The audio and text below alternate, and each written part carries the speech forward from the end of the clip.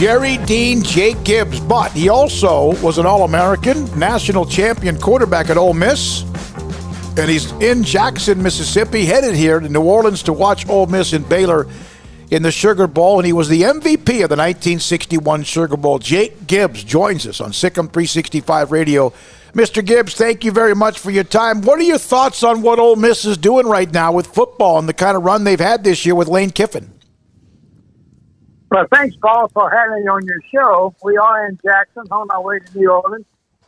I think it's outstanding what Ole Miss has done this year. You know, we have struggled from time to time, but this year under Coach Lane Kiffin, he has put this team together, and they are fun to watch. They enjoy playing with one another. They've improved offensive and defensive, so we got a pretty good football team. You've had a very interesting life when it comes to sports. You played for the Yankees for a decade with guys like Yogi Berra and Mickey Mantle and Roger Maris, and you also coached while you were playing for the Yankees, and one of those guys was Archie Manning. Have you written a book that you could just tell us all these stories about all these people that you've crossed paths with? Oh, I have been asked that question 1,000 times. I just never got down to the point of writing a book. I have a lot of stories. I have a pretty good memory. I'm 83 years old. I enjoyed my career at Ole Miss and with the Yankees. I signed with the Yankees because of really the tradition we had at Ole Miss in baseball and football. It's nice to be a winner. And that's one of the reasons when I came along, it was a free agent. I could sign with anybody I wanted to. And there was a couple of clubs that offered me the same money, but I went with the Yankees because they was winners, they was tradition. And when you lie on the bed, at 12 years old, listening to the game of the day, you dream about playing in the big leagues. And it all came true. What was it like to walk into that Yankees clubhouse back in the day? You know, I get memorabilia every day, and one of the questions is they ask you sometimes, what's your favorite moment in sports?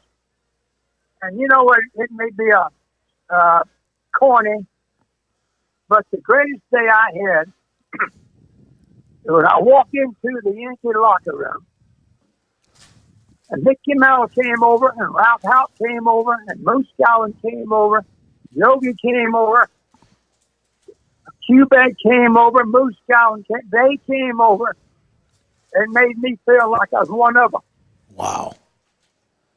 And I said, I know then I chose the right club. Yeah, that's amazing because they were You cannot believe a young guy from Mississippi walking through the Yankee locker room and Mickey and Roger Maris and Whitey Ford and Nelson Howard, Bobby Richardson, Quebec, and go through the interviews, then go over to your locker and put on that Yankee pinstripe. And all of a sudden, you walk and you come out to the dugout and you stand and you look at the outfield. And you cannot believe it. It's the museum, right? Mm-hmm. I mean, it's the museum, and they have the new Yankee Stadium. What were your thoughts when growth and money and stadiums are renovated and also just completely rebuilt? What were your thoughts when they changed and built the new one? Well, I think probably a lot of people didn't agree with that, but you know what? I think it was time to do it. I know one year that we did not get a raise. They sent you a letter saying, you're not going to get any raises because we spent $1 million refurbishing the Yankee Stadium. So anyway, I think it was a great deal, great old place to play. You know, 296 down the right field line, and you had those monuments and 461 feet center field. I mean, it was a great ballpark to play in. It had so much history there and tradition. And you know, it was one of those deals that when you put the Yankee pinstripes on, people expected you to play well. That was part of putting on the pinstripes because they expected your fans expected you to perform to a certain level. And if you didn't do it, they let you know about it. Mm-hmm. But that day walking through the Yankee Stadium is far by far the best thing I've had. I can't even imagine just to be able to be at any Major League Baseball park or put on the uniform as well. Jake Gibbs joins us, former Ole Miss quarterback. And again, there's some stories. I guess, do you still to this day just like hate LSU because of some of the great memories, but also a couple of the ones that went against you?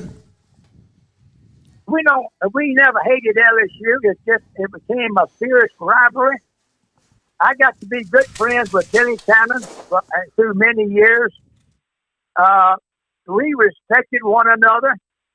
My senior year at Ole Miss, we tied LSU 6-6. We had come off of a big win over at Arkansas, a 10-7 win with a field goal with 3 seconds left. And that ball game, that day at 6-6 ball game, did you realize we had one penalty the whole day and LSU was offside? Now just think about that.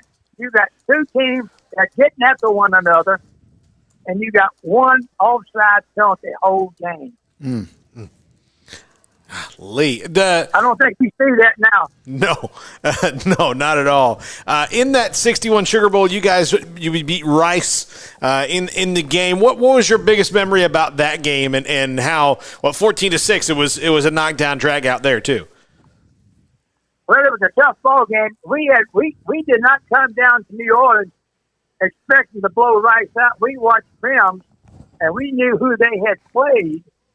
And we knew the scores that they lost 3 games that year by a total of 5 points. We all knew that. We knew that we had our hands full, and we knew we had to play football to win the game. It was not that we took those guys for lightly, not by any means.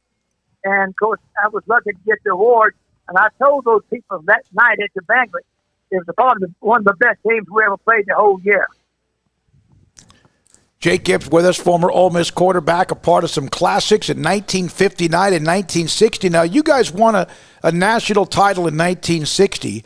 Was it the year before when you lost to LSU? Billy Cannon ran back a punt for a touchdown to beat you, but then you smoked them in the Sugar Bowl or in whatever bowl game it was. Was that when they didn't decide national champions based on bowl games? I don't know how they went about. I don't know how they went about choosing number 1 to number 2. That was a hell of a game. We went down there at number 3, and LSU was number 4. Number 1, they was 1 playing 3, and we kicked the field goal early in the first quarter, and we had 2 or 3 other opportunities. But Coach Ball decided to go try to score, and we passed up the field goal. And it became just a defensive struggle the whole night. Even when I punted the ball to Billy, I was trying to kick the damn thing out of bounds. But it hit about the 11-yard line and bounced straight up. He told Charlie Flowers in the Hula Bowl that year that he had no intention of catching that ball until it bounced so high. And, of course, they had a rule at LSU, anything inside the 15, don't touch it. So anyway, that was all Billy Cannon doing. If you watch the film, like we have watched it 1,000 times, but by the time he caught it, we had 2 guys that hit him. He shook them off. He took another step, 2 guys hit him. And, of course, he did it all on his own the first 5-6 yards. Then he picked up some blockers.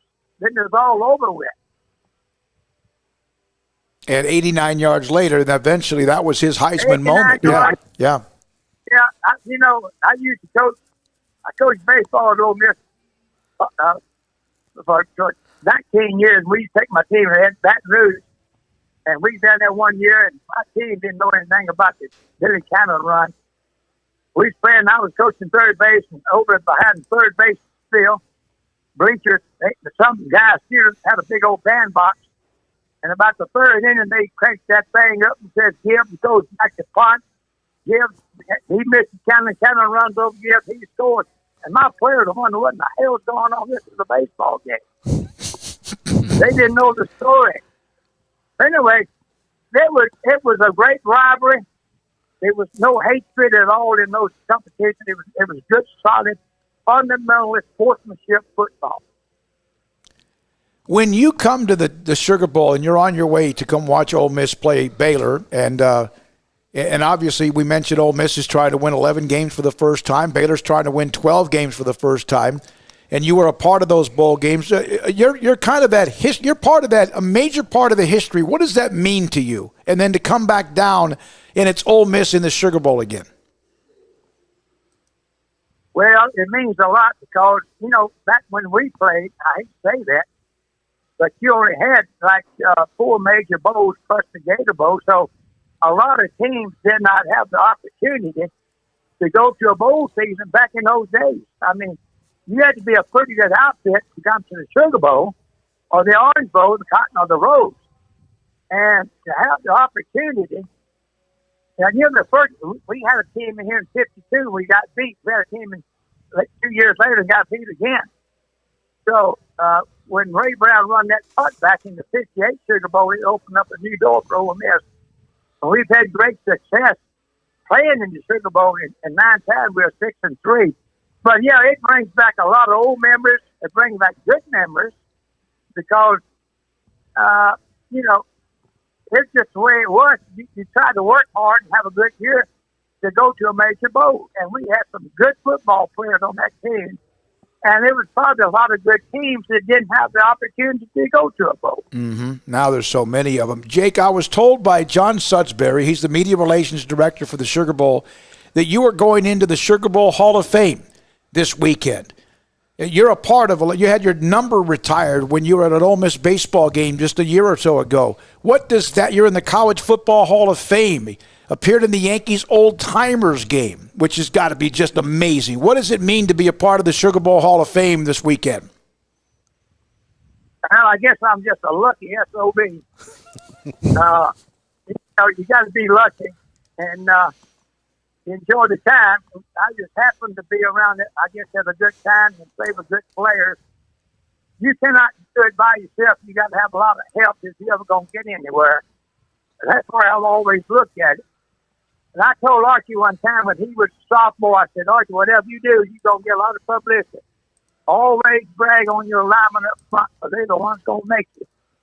And that's been my whole theory about playing sports. You can't do it by yourself. You got to have a lot of help. You got to have a few breaks. But I think you got to just enjoy it. Enjoy the day and let it soak in and move on. When you coached Archie Manning, you saw all of what he became, right? He had to play for some bad football teams with the Saints, but his sons have gone on to win Super Bowls. His grandson's one of the highest-rated recruits in the country.